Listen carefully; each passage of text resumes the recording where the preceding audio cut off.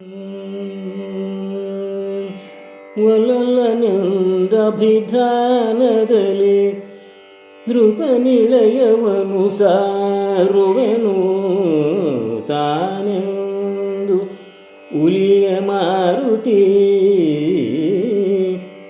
ನುಡಿದ ವರನಾಟ್ಯವಿದ ವೇಷವನು ಫಲುಗುಣನು ಹಯಗೋ ನಿವಾಸ ಸ್ಥಳ ವಿಳಾಸಿತರೆನಲು ಯಮಳರು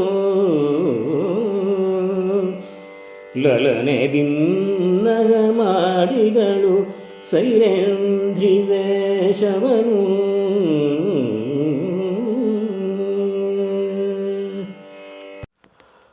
ವನವಾಸದ ಅವಧಿಯಲ್ಲಿ ಸತ್ಯವನ್ನು ಕಾಪಾಡಿಕೊಂಡ ಪಾಂಡವರು ಅಜ್ಞಾತವಾಸವನ್ನು ವಿರಾಟನಗರದಲ್ಲಿ ಕಳೆಯುವುದಕ್ಕೆ ಸಂಕಲ್ಪಿಸುತ್ತಾರೆ.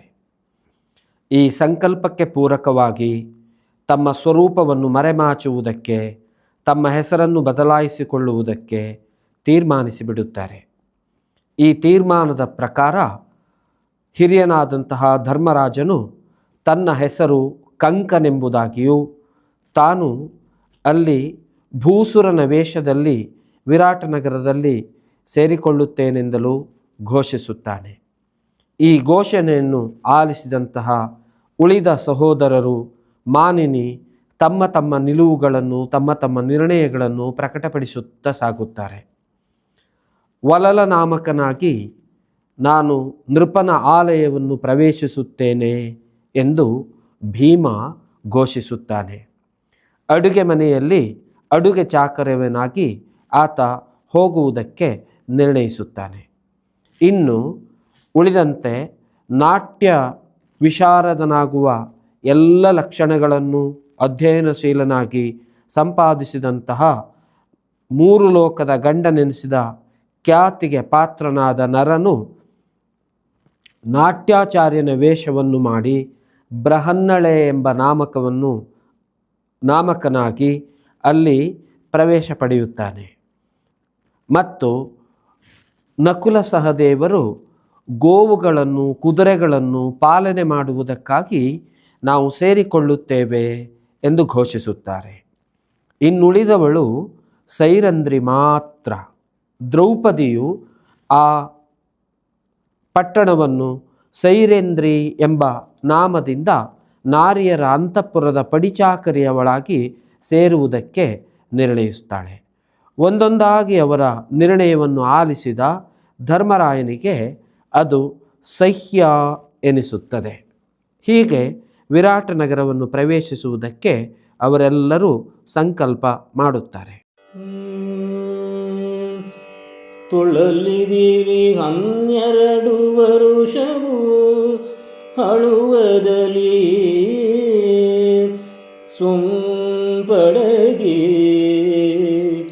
ಸೊಂಪಡಗಿ 12 ವರುಷವು ಅಳುವದಲ್ಲಿ ತೊಳಲಿದಿರಿ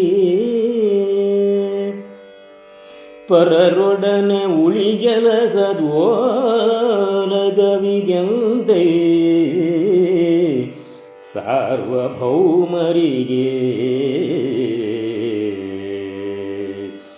ಬಳಲಿದಿರಿ ಹಿರಿದಾಗಿ ನಿಮ್ಮುವನ್ ಅಳಲಿಸಿದನು ಎನ್ನಿಂದ ಪಾಪಿಗಳೊಳರೆ ಭುವನಗಳು ಎಂದು ಕುಂತಿಸೂನು ಬಿಸುಸುಯ್ದ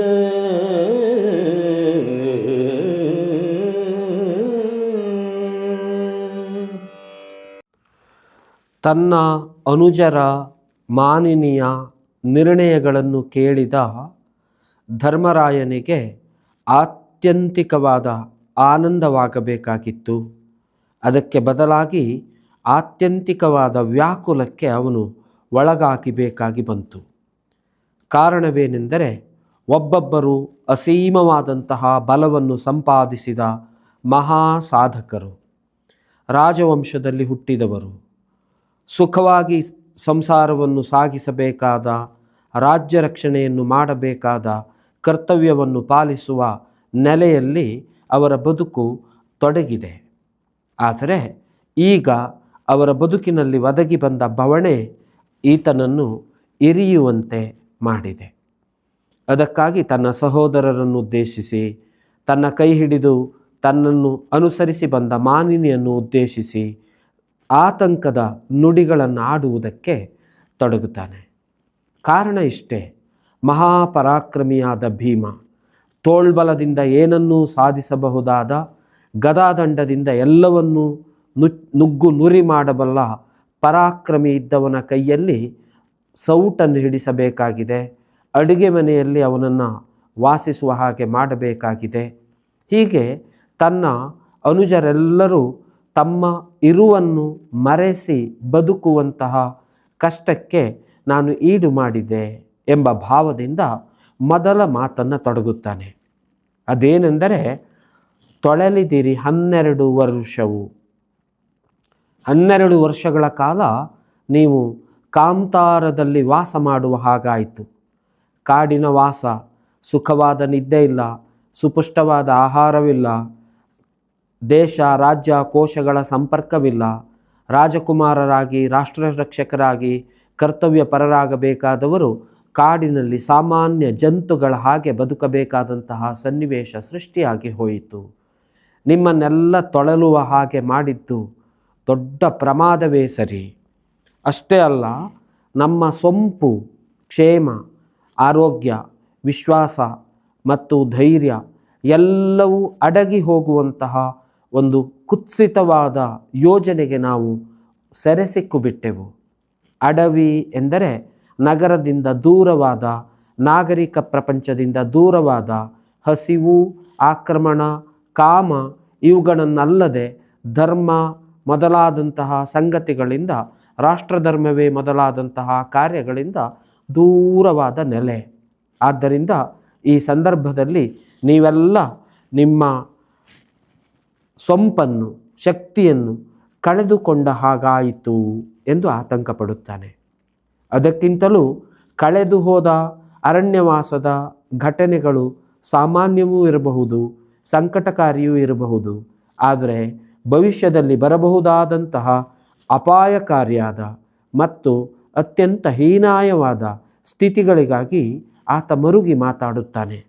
ಅದು ಏನು ಅಂದರೆ, ಪರರ ವಾಸಸ್ಥಾನದಲ್ಲಿ ನಿಮ್ಮ ನೆಲೆಯನ್ನೂ ಅರುಹದೆ, ನೀವು ಯಾರು ಎಂಬುದನ್ನು ತಿಳಿಯುವುದಕ್ಕೆ ಅವಕಾಶ ಕೊಡದೆ ಅವರ ಸೇವೆಯನ್ನು ಮಾಡುತ್ತಾ ಸಾರ್ವಭೌಮನ ಸೇವೆಯಲ್ಲಿ ನೀವು ತೊಡಗಬೇಕಾಗಿದೆ. ಇದು ನಿಮ್ಮ ಅಭಿಮಾನಕ್ಕೆ, ನಿಮ್ಮ ಪರಾಕ್ರಮಕ್ಕೆ ಭಂಗ ತರುವಂತಹ ಕೆಲಸವಾಗಿದೆ. ಆದ್ದರಿಂದ ನಿಮ್ಮನ್ನು ಈ ಬಗೆಯ ಸಂಕಟಕ್ಕೆ ಒಳಗು ಮಾಡಿದವರು ಯಾರು ಎಂದು ಕೇಳಿದರೆ ಪ್ರತ್ಯುತ್ತರವಾಗಿ ನೀವು ಬೇರೆಯನ್ನೇ ಹೇಳಬಹುದು. ಆದರೆ ನನ್ನ ಅಂತರಾತ್ಮ, ನನ್ನ ಮನಸ್ಸು, ನನ್ನ ಸತ್ಯಪ್ರಜ್ಞೆ ಈ ಎಲ್ಲ ವಿಪ್ಲವಕ್ಕೂ, ಈ ಎಲ್ಲ ಸಂಕಟಗಳಿಗೂ ನಾನು ಕಾರಣನಾಗಿ ಬಿಟ್ಟೆ. ನನ್ನಂತಹ ಪಾಪ ಕಾರ್ಯವನ್ನು ಮಾಡಿದವರು ಈ ಲೋಕದಲ್ಲಿ ಮತ್ಯಾರೂ ಸಿಗಲಿಕ್ಕಿಲ್ಲ ಎಂದು ಪರಿಪರಿಯಾಗಿ ಚಿಂತಿಸುತ್ತಾನೆ. ಅಷ್ಟೇ ಅಲ್ಲ, ಕೈ ಹಿಡಿದ ಮಾನಿನಿಯನ್ನು, ಒಡಹುಟ್ಟಿದ ತಮ್ಮಂದಿರನ್ನು, ಈ ಬಗೆಯಾದ ಕಷ್ಟಗಳಿಗೆ ಸಿಲುಕಿದ ಪಾತಕಿ ಇನ್ನೊಬ್ಬನಿದ್ದಾನೆಯೇ ಎಂದು ಪ್ರಶ್ನಿಸುತ್ತಾನೆ. ಹೀಗೆ ಕುಂತಿಯ ಮಗನಾದಂತಹ ಧರ್ಮರಾಯನು ಕಣ್ಣೀರಿಟ್ಟು ಆತಂಕದಿಂದ, ದುಃಖದಿಂದ ಮಾತಿಗೆ ತೊಡಗುತ್ತಾನೆ. ಕುಮಾರವ್ಯಾಸ ಇಲ್ಲಿ ಕುಂತಿ ಸೂನು ಎಂಬ ಪದವನ್ನು ಬಳಸುವುದರಲ್ಲಿ ಒಂದು ವಿಶಿಷ್ಟತೆ ಇದೆ. ಕಾರಣವೇನು ಅಂದರೆ, ತಾಯಿಯಾದ ಕುಂತಿ ಏನನ್ನು ಅಪೇಕ್ಷಿಸುತ್ತಾಳೆಯೋ, ಹೇಗೆ ತನ್ನ ತಮ್ಮಂದಿರ ಮಕ್ಕಳನ್ನು ನೋಡುವುದಕ್ಕೆ ಬಯಸುತ್ತಾಳೆಯೋ ಅದೇ ತಾಯಿಯ ಭಾವದಿಂದ ಈ ಧರ್ಮರಾಜನು ತನ್ನ ಸಹೋದರರನ್ನು ನೋಡುತ್ತಿದ್ದಾನೆ. ಅದನ್ನು ಕುಂತಿ ಸೂನು ಎಂಬ ಪದದಿಂದ ತಾಯ್ತನದ ಧರ್ಮರಾಯನ ಭಾವವನ್ನು ಕುಮಾರವ್ಯಾಸ ಅತ್ಯಂತ ಸೂಕ್ಷ್ಮವಾಗಿ ನಿವೇದಿಸಿದ್ದಾನೆ. ಈ ಎಲ್ಲ ಸಂಕಟಗಳನ್ನು ಅನುಭವಿಸಲೇಬೇಕು, ತಪ್ಪಿಸಿಕೊಳ್ಳುವ ಹಾಗಿಲ್ಲ. ಆದರೆ ಇದೆಲ್ಲಕ್ಕೂ ಕಾರಣ ನಾನೆಂಬ ಒಂದು ಆತಂಕ ಧರ್ಮರಾಯನನ್ನು ಇರಿತಾ ಇರುವುದನ್ನು ಇಲ್ಲಿ ಗಮನಿಸ್ತೇವೆ. ಎಂತಹ ಅಣ್ಣ, ಎಂತಹ ರಾಜ, ಎಂತಹ ನೀತಿವಂತಹ, ಎಂತಹ ಮಾನವೀಯ ಗುಣಗಳಿಂದ ಭರಿತನಾದ ವ್ಯಕ್ತಿ ಎಂಬುದನ್ನು ನಾವು ನೀವು ಈತನ ಮಾತುಗಳಿಂದ ಅರಿಯಬೇಕಾಗಿದೆ.